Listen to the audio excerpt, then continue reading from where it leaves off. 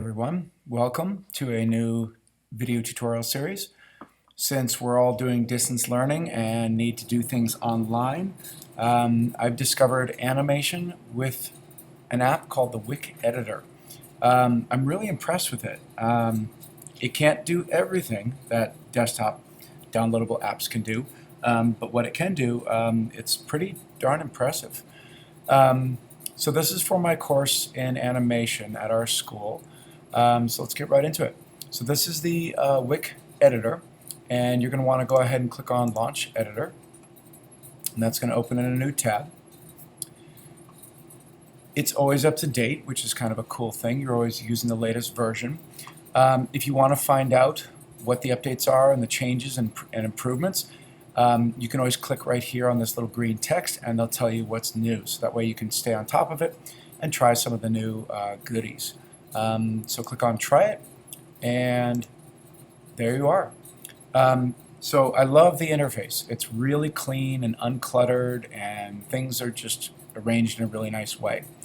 So in this introduction video, I'm just going to show you just the basics so you could create something and then turn it into an animation just from this first video. So here's your canvas in the middle. You can scroll with a mouse wheel and zoom in and zoom out. In the bottom right hand corner you have all your controls for your canvas. So for instance, you can click on the pan tool here and you can pan up and down, left and right, just like you would in any other app. You can zoom in and zoom out with the zoom tool right here, real easy. There's also a really nice recenter tool, so if you're zoomed really in, you can recenter. If you've panned, recenter, and then there you go. You're pretty good to go. There are keyboard shortcuts. So for instance, if you hold down the space bar, you can actually pan just like in a painting app like Photoshop. So I can go ahead and I can draw, hold down space bar, pan, and then there you go.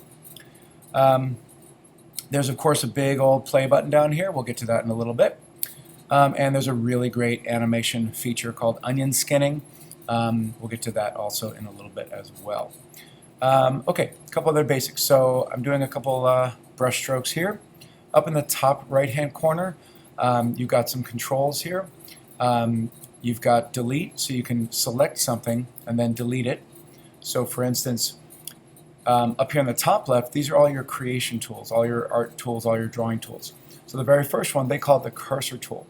Just think of it as a select tool. So if I go ahead and I click on any of these brush strokes, you'll see that they're individual floating objects. If you know what vectors are, I'm pretty darn sure that they're vectors, which is super cool. It's different than raster graphics, which I wish it could be both, but it's pretty cool. You get some nice flexibility. So I can click on any one of these, and I can click on the little garbage can, and it will delete. You can also click on it, press the delete key on the keyboard, which is a little faster. You've got copy and paste. Okay, you can also use keyboard shortcuts for those as well. And you've of course got undo and redo. So that's pretty cool. If you want to select multiple objects like I'm doing here, you grab the cursor tool, click and drag to select them all, and then you can go ahead and delete and clear your canvas. Okay, so let's go ahead and look at some of the art tools. So you've got the brush, which is just like this, meant to be thicker, inkier for doing animation. It's going to do your cleaner animation, your line work, so that's great. When you choose a brush tool or the pencil tool, that's the other freehand drawing tool, you've got the basic controls here. So you've got a fill color, you've got a stroke color.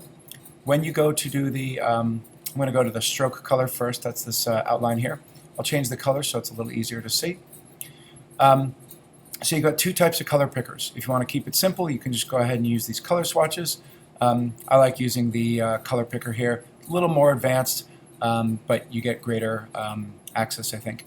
You also, in addition to being able to choose from down here, you've got the color ribbon showing all of the different hues. You also have access to the alpha slider here, or the transparency and opacity slider here. All right, so I'm going to go ahead and choose kind of a muted blue. There we go. And so now you can go ahead and see, oh, why is it not working? That's strange. Okay. Oh, I know why. So with the brush tool, you don't use just the stroke option. You actually use the fill color for that. So you'll see that if I go ahead and I choose this, choose something there, now you'll see, and you can see the brush tip, the blue dot there confirms what I'm using there. So the brush is a filled in tool, and the pencil is the stroke color. So there we are there. I'll go ahead and choose kind of a dark gray. There we are. Okay. Moving on. So here's with the brush tool. So to change any brush size, you've got it right here. You can actually click and drag the little slider, which is pretty good, but sometimes I like to just click inside the box there and just manually type in the number, just so you're very precise. This next button here is a smoothing feature, brush smoothing, so that's pretty cool. So if I draw some zigzags, you'll see it'll do a little smoothing operation right after that. If I go ahead and bring it up to 100%, you'll see that it does lag behind and draws, but you really get some nice smoothing features, so it's actually really cool. And the fact that it's free and it's running in a web browser, I think that's really cool. 20 is the default, so I highly recommend that. Okay, and last but not least, for this introduction video, with the brushes, let me get back to the brush. There's this little option right here, which is enable pressure, which is really cool. So here it is with it turned off. And I am using a stylus and a tablet. And you'll see that no matter how much I press on the stylus, I get the same line width. So that could be nice. Now enabled. And you can see that I get a really nice dynamic responsive brushstroke. If I go ahead and up that a little bit, and you get a great response. So this is going to let you get some really nice look and line weight change to your animation. So I highly recommend, if you have a tablet, sorry about the bell there, if you have a tablet and a way to use that, the hardware, I definitely recommend turning that on to get some really nice looks. Okay, so now that we've covered just the basics of the drawing tools, we do have, I'm sorry I didn't show it to you, we do have an eraser, so might as well go ahead and show you that. Works pretty much as you would think. Now let's just try something. So I broke the line there, so now my question is, if I go choose the cursor tool, does it actually break it up into little bits? And the answer is yes, so that's pretty darn cool. I like that. I'm not sure how I'm going to use that, but I like the fact that they're now individual vectors. I think that's really cool. You can just click and drag these little pieces around. When you select it though, if it's really small, you can actually use the arrow keys to nudge and slide and move those pieces around. So that's pretty cool. So the eraser works as you would expect. All right, so I'm going to go ahead and just do some basic animation here. And here we go. So this is your timeline down here, and it's a little bit like a traditional timeline, like in video editing and Adobe Animate, Flash, Krita even. But it's also a little bit like After Effects. It's got kind of an After Effects feel. So you start off with one layer, and this is your first frame. You've got all your other frames down here. So you just click on it here and you can go ahead and draw. So I'm just going to not do anything terribly fancy, just the good old ball. Now I'm going to go ahead and I'm going to go to frame 4. So to create a new frame, you just tap on it once and it creates a brand new frame. You'll see that it automatically extended and filled in the gap here. So frame 1 is now lasting for frame 2 and 3. So it auto fills it in, which is kind of cool. So back to the onion skinning. So onion skinning is turned on just by tapping over here on the bottom right. And now you can see it's a decent onion skinning feature.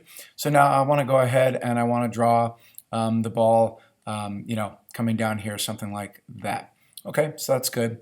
And I'm just going to go ahead and tap again. Now the cool thing is down here for the onion skinning, you can actually click and drag these handles so you can choose how many frames you see. So I really like that. So my next frame might be up here. And then I'm just going and choosing just some random frames, just what I think seems kind of right. Now here's the cool thing, because these are vectors, if I think that should be on the ground, I can come back up here and choose the cursor tool, select it, and I can just click and drag and move it down, or I can use my my arrow keys and just kind of nudge it down. I can go back to this frame back here, click it with the cursor tool or the selection tool, as I would call it, and then there we go. So it is really nice to be able to do this. Okay, and I'll do one last frame here. Go back to my brush tool. It is really good to learn the hotkeys. And there we go. So you'll see as I go through here, it works pretty well.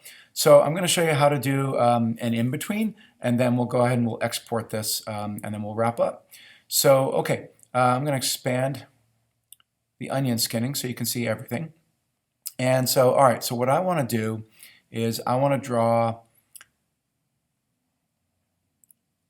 a frame maybe right about here. And so I want to draw a frame in between these two keyframes right here.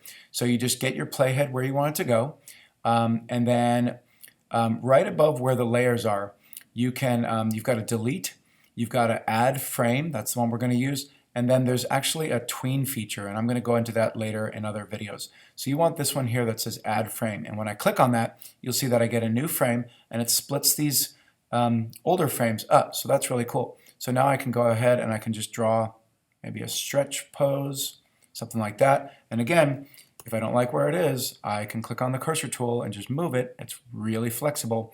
I can manipulate it. I can scale it up and down.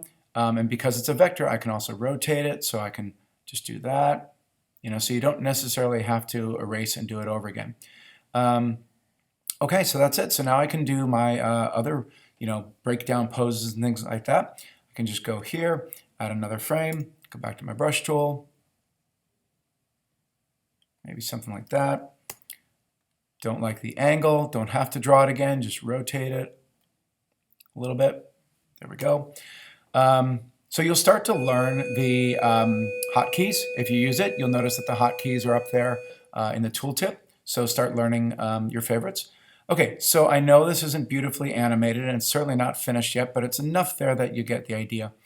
All right, so to finish this up here in the top right-hand corner, there's all your typical new, open, and existing projects, saves, things like that. I'm just going to go here to export. The project name, we'll just call this test. And right now, you can either export it as a GIF file, which is really cool, or you can actually export it as a video. It's an MP4, which is really nice. And again, this is free, which is amazing. You've got some advanced options, not too many, but you can do that. So in this example, I'm going to go ahead and just do I'll just do a GIF. Actually, you know what? I'll do both. What the heck? Okay, so once it downloads, this is interesting. Once it downloads, so you see that, but then you still see this bar up here, and you think it's still doing it, but it's actually not. It's done. So I'm going to go ahead and close that. And I'm going to now go ahead and export it, and this time I'm going to choose, I'll call this test movie, and then I'm going to choose export video, just so you can see it. And again, the longer your animation is, the longer it's going to take to export based on what kind of hardware you're running. Okay, so now I see that green bar, so I can pretty much close that out. Okay, so here's, I've got my GIF here and I've got my movie here. So I'm going to go ahead and just open up a new tab. And I'm going to drag the GIF into a web browser. And look at that. That is cool. I've got an animated GIF done nicely. So that's really cool. And then I'll go ahead and open up the video and play it for you there. So it's only a second long, it looks like, but there it is right there. So I hope this helps you out. It's a good introduction. It's really great software, and the developers seem to be updating it pretty regularly. So I wish them a lot of luck and hope they get good support. But for schools that want to do free and over a web browser, this is how you can do animation, especially on a Chromebook. You can also do interactive things like make simple games and interactive stories, which is really cool. that's just not my focus at this point. Okay, I hope this helps you out, and get animating.